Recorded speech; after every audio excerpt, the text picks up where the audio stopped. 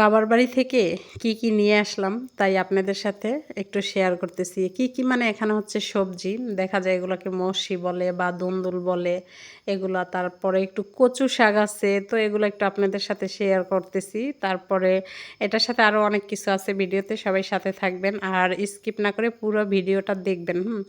তো আসসালামু আলাইকুম, কেমন আছেন সবাই? আশা করি সবাই অনেক ভালো আছেন।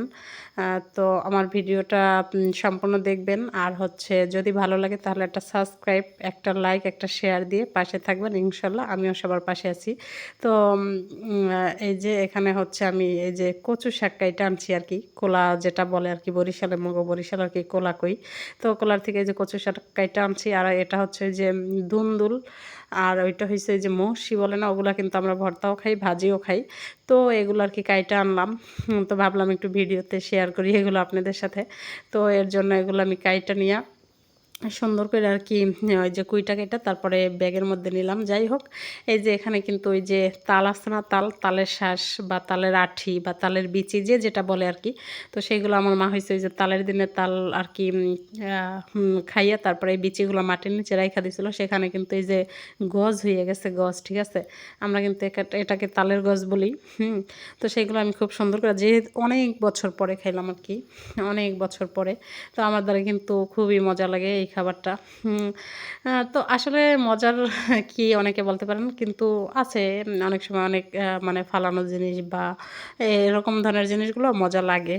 তো যাই হোক, আমাদের কাছে কিন্তু খুবই জনপ্রিয়, যেটা ছোটোবেলা থেকেই আমরা খাইতাম আর কি। তো এই যে দেখেন, মানে বাচ্চাদের বায়না থাকেই, আর ওরা যখন একটা জিনিস চায় তখন কিন্তু আমাদের অভাবের মধ্যেও তাদের চাওয়া পূরণ করতে হয়। তো দেখা যায় মাঝে মাঝেই তার মাসে ২-১টা বায়না থাকে, আর যে বায়নাগুলো অনেক বড় বড়ই হয়। এটা কিন্তু আসলেই বড় কারণটা হচ্ছে কি, আমি বলি। ওরা কিন্তু একটা জিনিস বেশিক্ষণ রাখে না। মানে এই যে এটারে কি বলে আমি জানি না, হেলিকপ্টারের মতো দেখা যায়। এগুলা হচ্ছে ২-৩টা কিনা দেওয়া হয়েছে, সবগুলাই আর কি ভাইঙা ফেলায়, কিছু সময় রাখে তারপর কিন্তু ভাইঙা ফেলায়। তো যাই হোক, বাচ্চাদের আবদার পূরণ তো করতেই হবে। তো এখানে কিন্তু আমি মেশিনে আর কি বসে গেছি। তো মেশিনে আমার মেয়ের জন্য লেস দিয়া জামা বানাইতেছি। এটা কিন্তু গজ কাপড়, ঠিক আছে। গজ কাপড়টা কিনা আমি হয়েছে এই যে লেস দিয়া তারপরে লাগাইতেছি। নিজে বানানো, নিজের হাতে বানানো জিনিসের কোনো তুলনা হয় না। যেমনই হোক, নিজেরটা নিজের কাছে সুন্দর। তো আপনাদের কাছে কেমন লাগে এই লেসটা অবশ্যই জানাবেন। আমার কিন্তু খুবই সুন্দর লাগছে। যাই হোক, বানানোর পরের ভিডিওটা হয়তো বা দেওয়া হয়নি, কোনো এক সময় দেব। তো এই যে মানে নিজে বানানো হয়েছে, যে যখন তখন কাপড় আইনা নিজের মতো করে বানানো যায়, এর জন্য নিজের বানানোটার মজাই হয়েছে আলাদা। তো আজ এ পর্যন্তই। ভিডিওটা কেমন হয়েছে দাদারা বুড়া সবাই কিন্তু একটু জানাবেন আর সাথে থাকবেন। আজ এ পর্যন্তই। হ্যাঁ, দোয়া ও ভালোবাসা রইল। আল্লাহ হাফেজ।